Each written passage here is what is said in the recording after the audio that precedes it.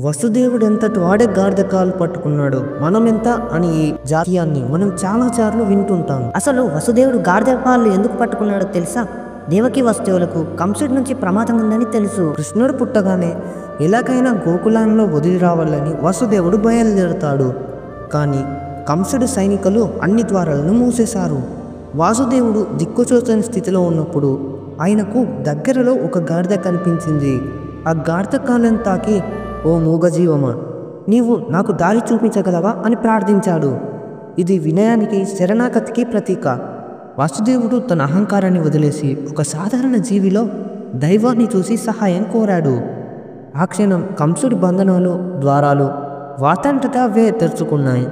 మన జీవితంలో కూడా మనం చిన్న చిన్న చేసే సహాయాలు, వినయంతో కూడిన ప్రార్థనలు అద్భుతాలు చేయగలవు. కానీ నిజంగా ఈ కథ శ్రీమద్ భాగవతంలో ఎక్కడా చెప్పబడలేదు. ఇది తర్వాత జానపదకారులు దీన్ని సృష్టించారు. అందరూ మన ఛానల్ని సబ్స్క్రైబ్ చేసి జై శ్రీకృష్ణ అని కామెంట్ చేయండి.